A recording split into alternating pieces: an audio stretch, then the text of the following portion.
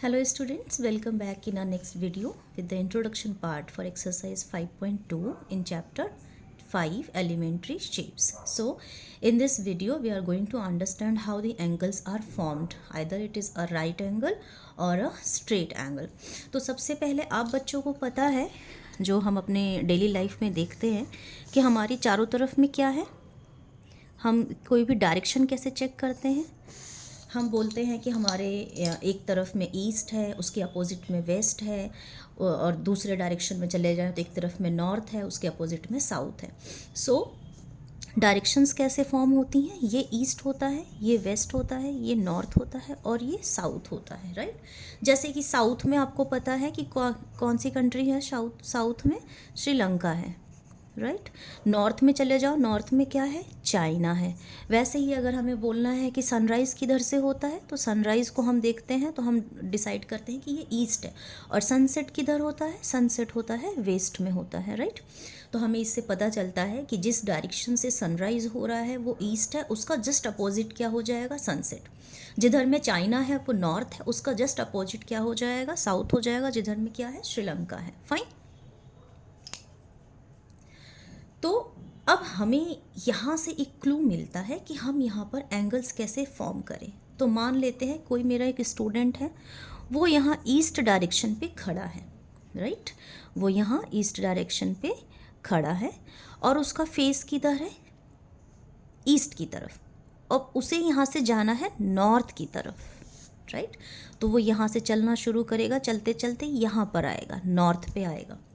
तो आपको पता है कि ईस्ट से लेकर के नॉर्थ तक जाने में जो उसने एक टर्न लिया, इस टर्न को हम बोलते हैं 90 डिग्री, यानी कि ईस्ट और नॉर्थ के बीच में उसने जो डिस्टेंस कवर किया वो डिस्टेंस कर्व में है, और वो कर्व वहाँ पर क्या है, एक एंगल फॉर्म कर रहा है। बिकॉज हमने अर्लियर क्लासेस में पढ़ा है कि जब भी एक वर्टेक्स बनता है तो वो टू आर्म्स को ज्वाइन करके बनता है, और हर एक वर्टेक्स पर एक एंगल फॉर्म होता है। सो व्हेनेवर आप ईस्ट टू नॉर्थ विजिट करते हो तो वहाँ पर एक एंगल फॉर्म हो रहा है, और सिंस की जो ईस्ट और नॉर्थ है आप देख रहे हो जस्ट परपेंडिकुलर है इस तरीके से, राइट। तो परपेंडिकुलर है तो परपेंडिकुलर पे हमेशा दो स्ट्रेट लाइंस इस तरीके से अगर परपेंडिकुलर फॉर्म में है तो वो हमेशा 90 डिग्री का एंगल बनाते हैं। दैट मीन्स कि यहाँ पर आपको एक 90 डिग्री का राइट एंगल मिलता है। तो इसको हम लोग बोल देंगे कि ये क्या है, ये है हमारा राइट एंगल।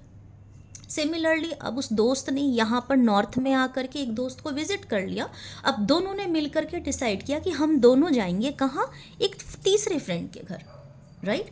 तो पहले तो फर्स्ट टर्न में ये आया था नॉर्थ, अब इसको एक और टर्न लेना है और आना है अपने एक तीसरे फ्रेंड के घर, ठीक है। तो एक और टर्न जब हम लेते हैं तो ये 90 और प्लस ये 90 क्या बन गया, मेरे स्टूडेंट्स को पता है ये बन जाता है 180 degree, which is known as a straight angle, straight angle. तो ये बहुत ज़्यादा रिलेट करेगा आपके अपकमिंग एक्सरसाइज में, बिकॉज उसमें इसी फॉर्म में आपसे क्वेश्चंस पूछे गए हैं। तो बच्चों देखो, जब आप एक टर्न लेते हो तो आप पहुंचते हो नॉर्थ, एक और टर्न लेते हो तो आप आते हो west. What about if you are taking one more turn and then one more turn, आप देखोगे कि ये टर्न पे टर्न लेते लेते आप एक पूरा सर्कुलर फॉर्म कर रहे हो, और एक पूरा सर्कल जो है, यानी कि मान लो ईस्ट से गए नॉर्थ, नॉर्थ से गए वेस्ट, और वेस्ट से गए साउथ, और साउथ से वापस घूम के आप आ गए ईस्ट पे। तो इस तरीके का ये जो एक चक्कर बन रहा है, इस चक्कर को हम बोलते हैं वन रिवॉल्यूशन, ओके।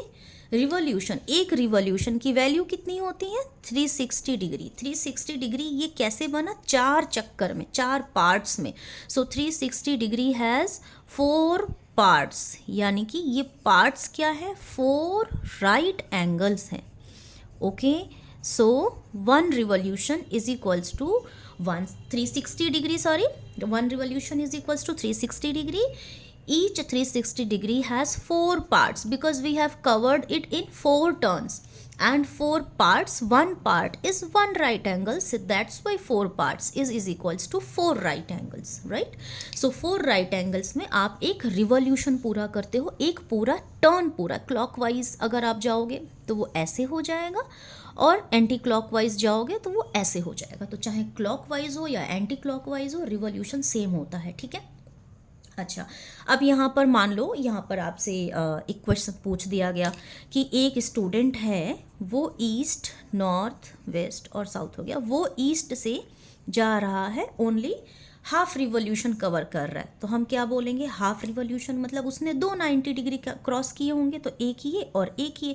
तो इट मीन्स कि जो दोस्त ईस्ट से चलना शुरू किया होगा, पहला क्वार्टर उसने तय किया, नॉर्थ तक आया, सेकंड क्वार्टर उसने विजिट किया और वो आ गया कहाँ पर, वेस्ट पर। तो अब उसके जो दोस्त का जो फेस है, जो ईस्ट से जिसने चलना स्टार्ट किया था, अब उसका फेस किधर है, वेस्ट की तरफ में।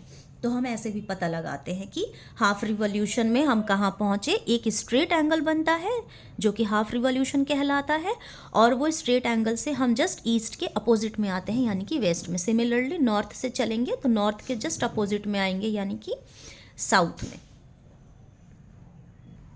अब मैंने यहाँ पर दो वॉच बना लिया, बिकॉज आपका जो चैप्टर है उसमें हमें क्लॉक को भी प्रेडिक्ट करना है, ठीक है।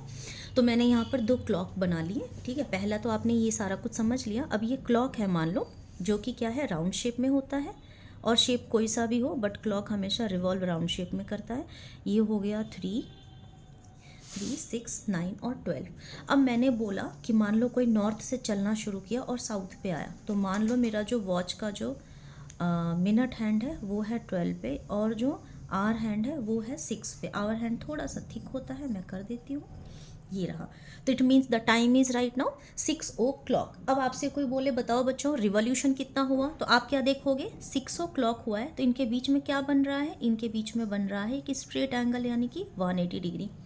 तो कितना रिवॉल्यूशन होता है 180 डिग्री में, हाफ ऑफ रिवॉल्यूशन, ठीक है। बहुत ध्यान रखना, बच्चे इसमें बहुत मिस्टेक करते हैं, डोंट मेक इट।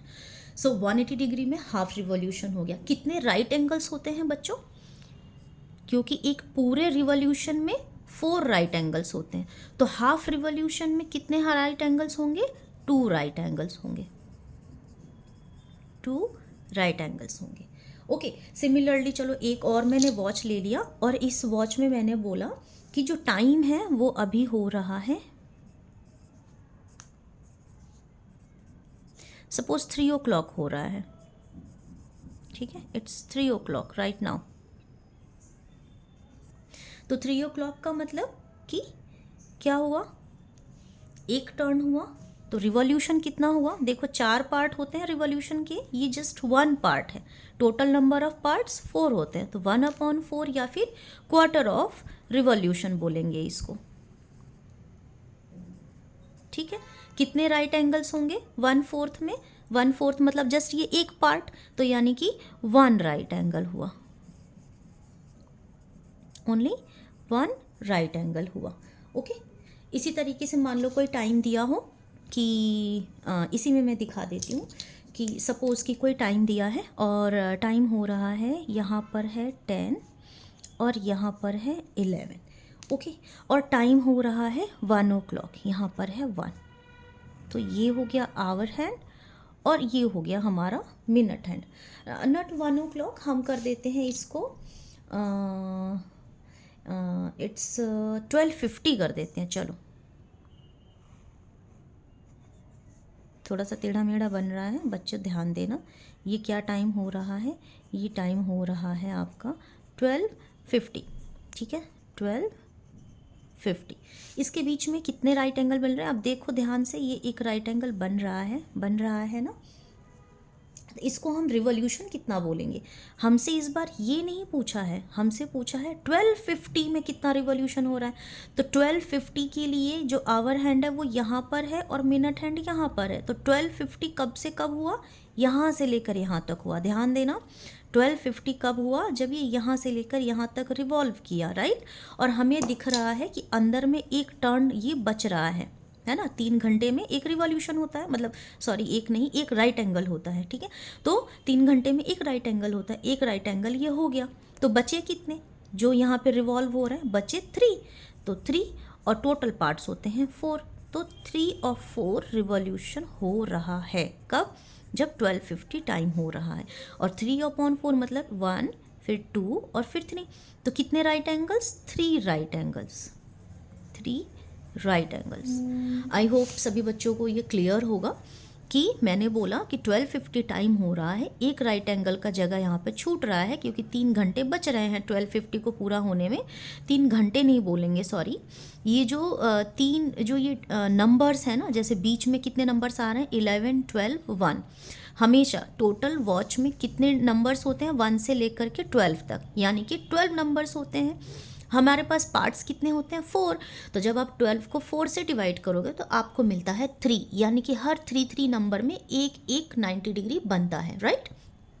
तो उसके बेसिस पे ये एक ट्रिक है जो मैं बता रही हूँ। तो आप ये देख लो कि ये 3 नंबर्स आ रहे हैं बीच में, यानी कि एक 90 डिग्री यहाँ पर फॉर्म हो रहा है। और जब एक 90 डिग्री यहाँ पर बचा हुआ है तो कितने रिवॉल्व हो चुके हैं 3। और टोटल वॉच में पार्ट्स कितने होते हैं रिवॉल्यूशन के 4, सो 3/4 ऑफ रिवॉल्यूशन।